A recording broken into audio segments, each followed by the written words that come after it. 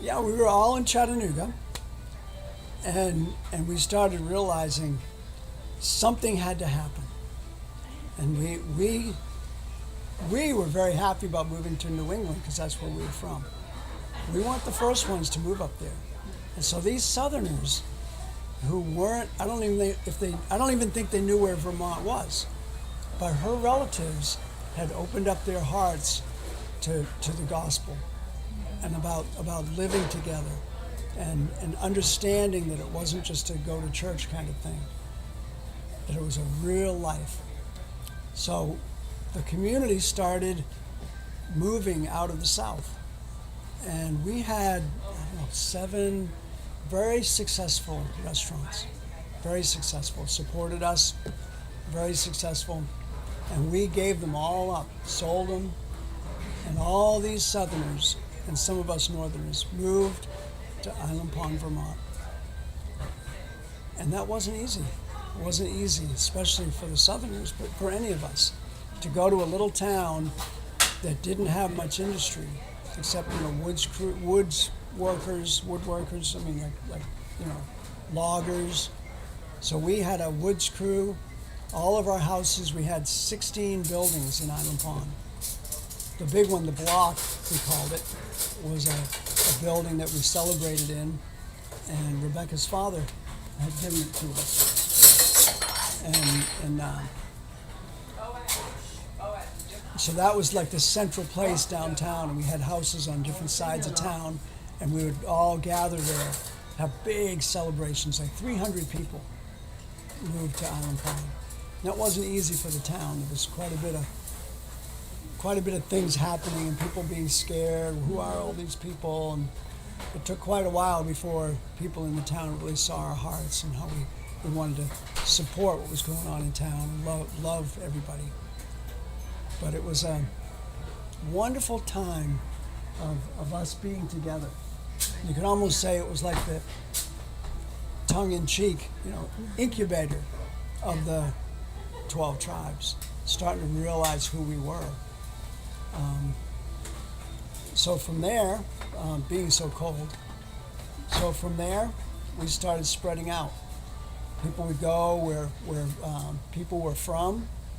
We moved to Westminster Station in lower Vermont. People moved to Boston. We did all kinds of things around New England. Someone had said a long time ago that a fire was going to start in New England and then spread all over the world. And that's really what happened. And so we started seeing that things were happening and other communities would start being raised up.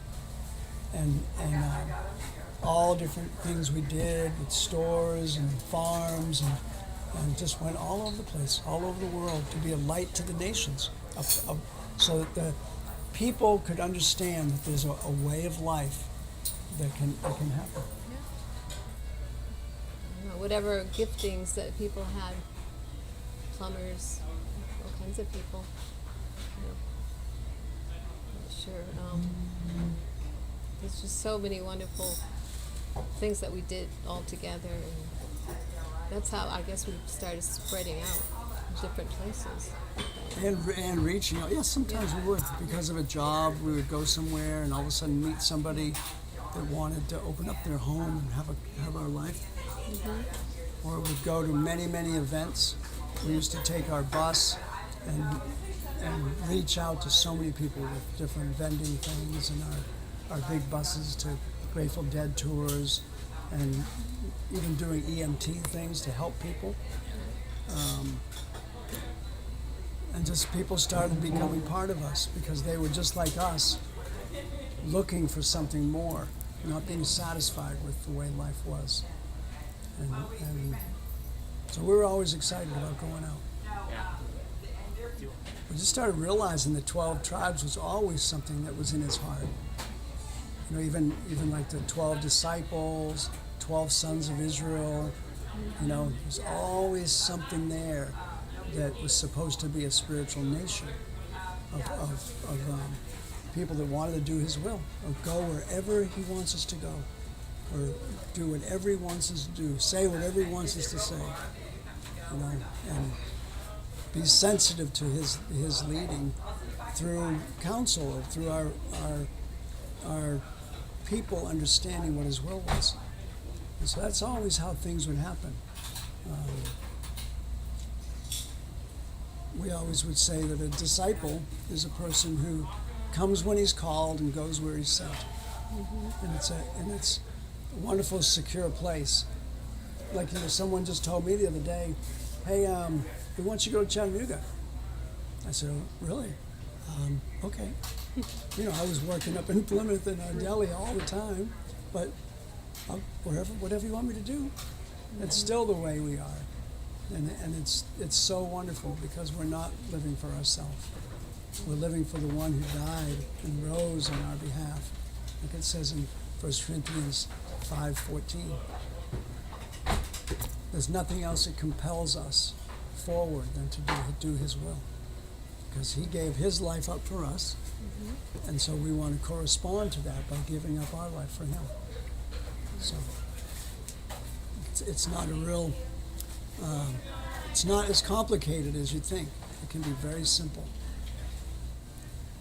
I would say one of the things about the three eternal destinies had a lot to do with when there was a raid in Island Pond, and there was a lot of bad press and allegations of child abuse and all these things, and so some people had left the community and said all these things against us, and we know they weren't true because we were there with our wonderful children,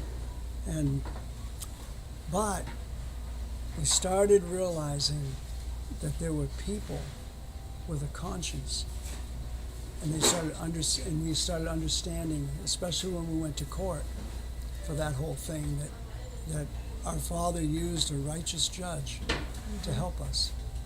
We started seeing that there were people that may not be like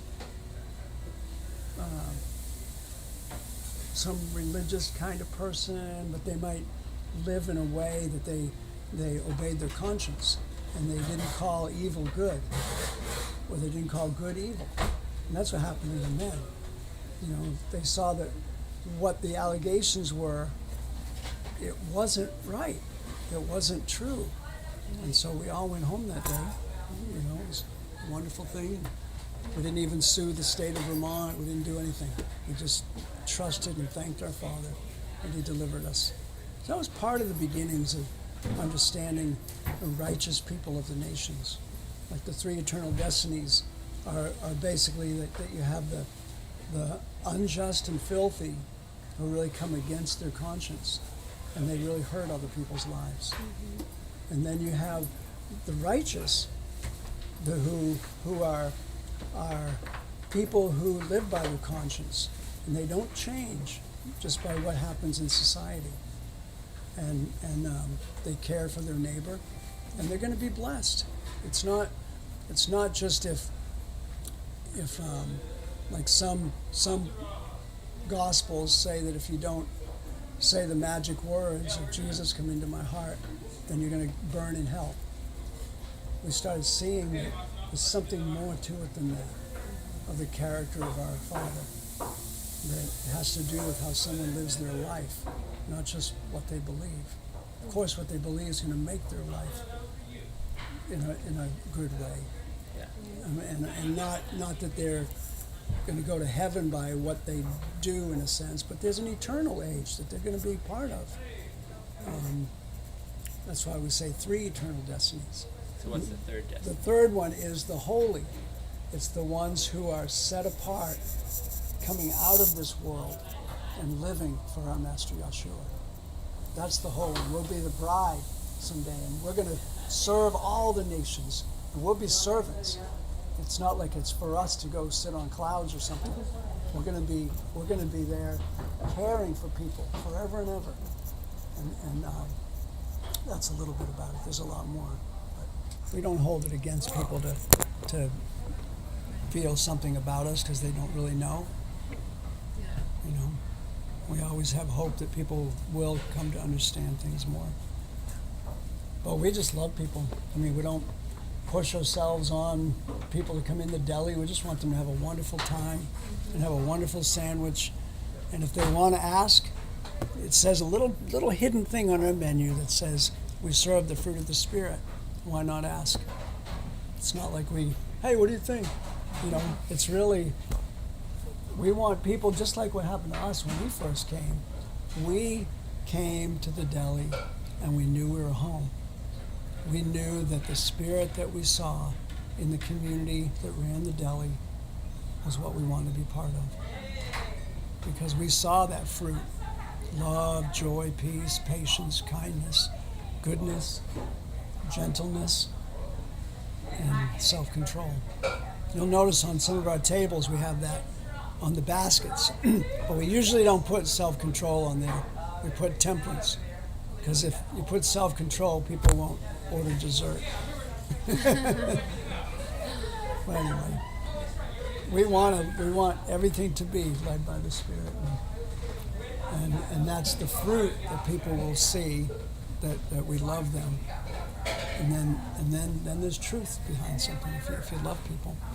So the greatest love that you can ever have is that you would lay down your life for your brothers. And so this is the way we can do it.